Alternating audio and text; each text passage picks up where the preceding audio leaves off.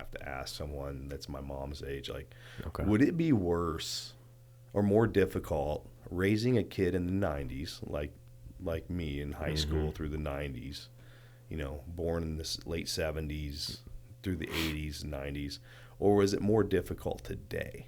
Like, is it more difficult today raising like you raising little kids and me raising kids? That's a good question. And so I just don't know. And I said, "Oh, it definitely would have been easier back then." Sure. And my wife's like, "No way." I mean, we got away. We got away with everything, all the things. I don't mean safer. Is it safer back then? No, I just don't think so, because we were always doing stupid stuff. Sure. Well, but what safety is relative, right? Like safe physically or safe mentally. Because now I'd say that it's not safe mentally at all. It's safe. It was safer mentally then. You didn't have all these screens and everything. Well, that's why why we were out doing stuff. Right. We were out getting in trouble and getting in danger because we weren't sitting in the basement on a screen.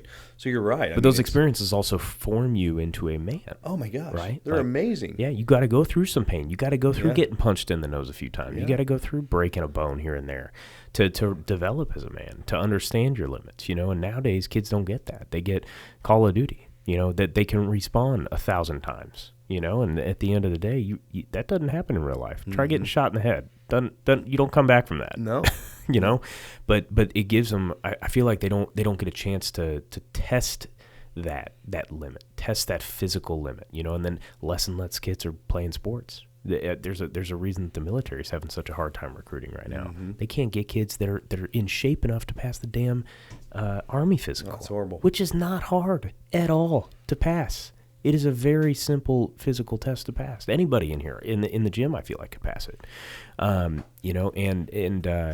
think they've made it more difficult recently. They've changed some things on it, but yeah, it's like they're having a hard time recruiting more people because kids aren't in shape enough.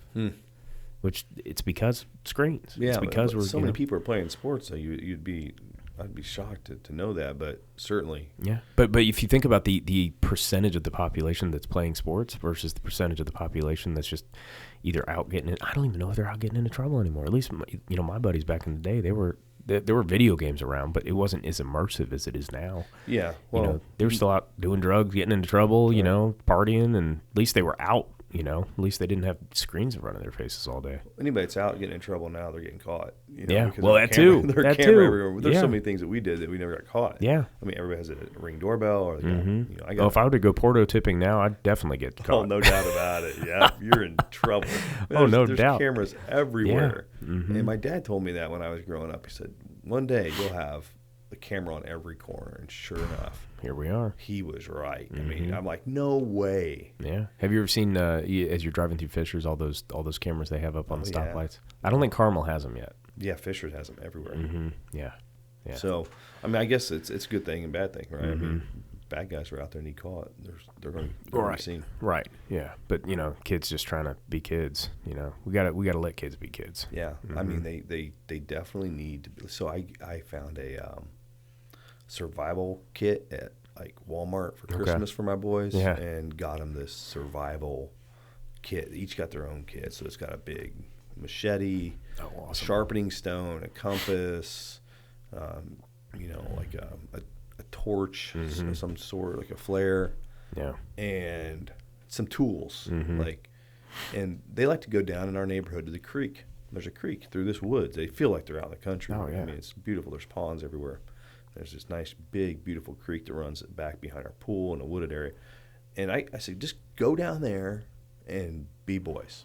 Yeah. Just go have fun. And they take these things down there, and they build a bridge in the water. I brought pallets home for them. I want them to be out there in the country. Be creative. And be creative, even though they can still have a neighborhood life and have their buddies and good schools. But they need to learn how to be creative, and that's why I got him a survival kit.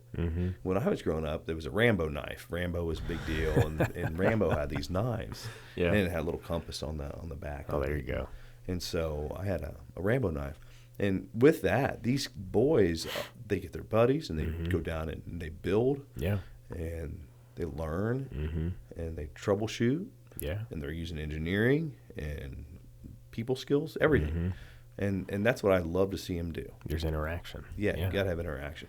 I hate video games. I hate phones. You know, even though my kids have them, I'm not a fan. Yeah. Yeah, well, even Steve Jobs didn't give his kids an iPad, you know. Tells you something when the creator doesn't. Well, a lot of them, Steve is, you know, was the leader for that. What was that movie that was recently on Netflix? It was with Ashton Kutcher in it. No, it was about. I don't think it was Kutcher. It was about the tech people weren't letting their. Okay. There is a movie on Netflix. It's called I think it's called Jobs, and it's about Steve Jobs, and Ashton Kutcher's I think he's the main character in it. Yeah, but they're not letting their kids have technology because they know what it can do. Yeah.